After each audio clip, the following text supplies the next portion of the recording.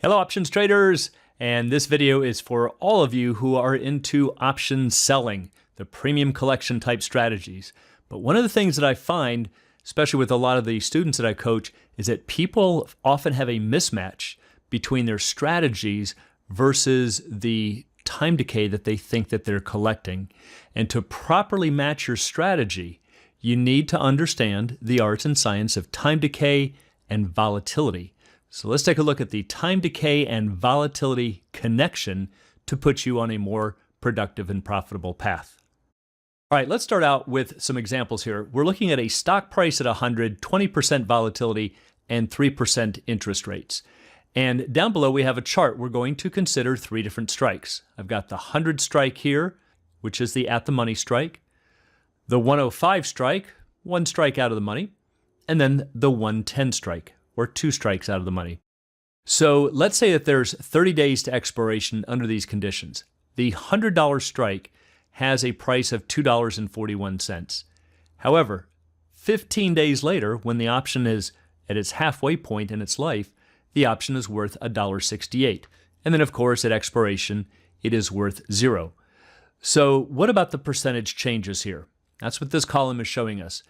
When the option loses its initial price from $2.41 down to $1.68, it has lost 30% of its value. But when it loses the final $1.68 here, that obviously represents the remaining 70% of the value. And what you're going to find is that this 30-70 split remains pretty constant for any volatility, really for any scenario, provided that you're looking at the money options. And unfortunately, a lot of times traders assume this applies to all strikes, and it doesn't.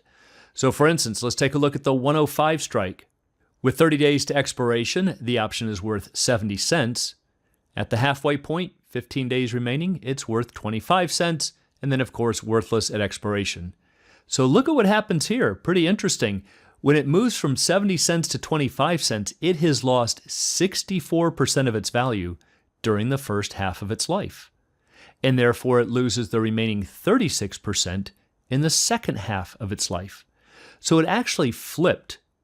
When we had the at the money option, we lost, relatively speaking, a small amount during the first half and a large amount in the second half.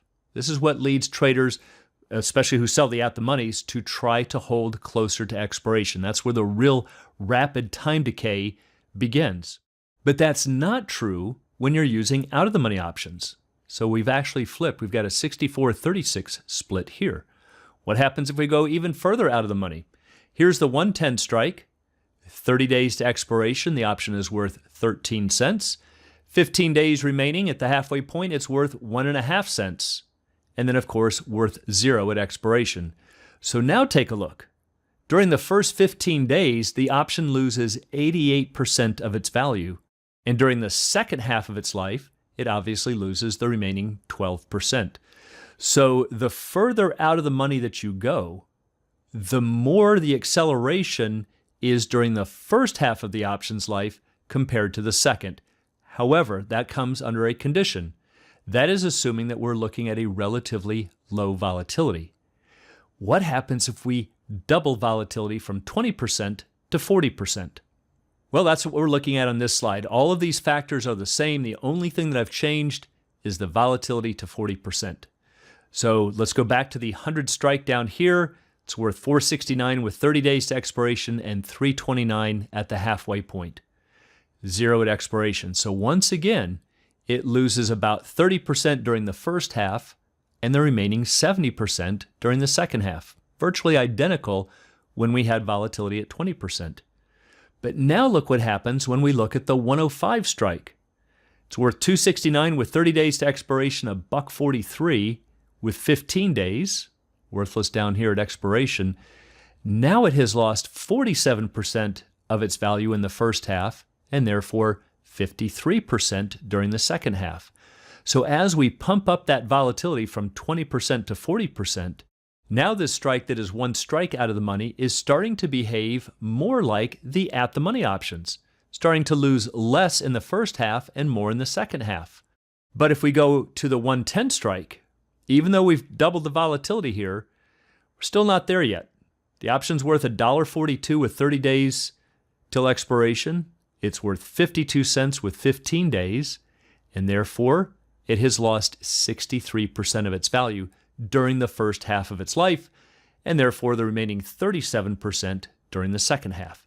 So if you go out of the money far enough, even under high volatility, you're still going to find that the bulk of the decay occurs in the first half of the option's life. Kind of counterintuitive to what most people would think. But the thing that you want to notice here is that as the volatility is increased, the 105 strike, or an out-of-the-money strike, is starting to move closer to a 50-50 split. And this one, certainly not, let's go back a slide here, it used to be an 88-12 split, is now 63-37, so it's at least moving towards a 50-50 split. What happens if we double again to 80%? Well, that's what we're looking at on this slide. All of these factors, again, are the same as the first slide. It's just that we've now increased from 20% to 80%. So the at-the-money strike here with 30 days to expiration worth $9.22, the halfway point worth $6.52, and it therefore, as always, loses about 30% of its value during the first half and 70% during the second half. But if we go to the 105 strike, under a very high volatility environment, the option goes from 717 to 447 and therefore loses about 38% in the first half and 62% in the second half, starting to behave a lot closer to the at the money. What happens if we go to the 110 strike? We move from a price of 548 down to 295 at the halfway point. Again, kind of a 50-50 split. But if we keep increasing the volatility, eventually these out-of-the-money strikes are going to get into proportions more like this, where the option will lose less in percentage terms during the first half of its life compared to the second half. But for right now, you can see again we're getting pretty close to a 50-50 split for this 110 strike. So what's happening here? Well, this is volatility's effect on time. And the thing you need to understand is that as volatility increases, your out-of-the-money strikes are becoming more like at the money. Why is that? Well, let's look at it visually.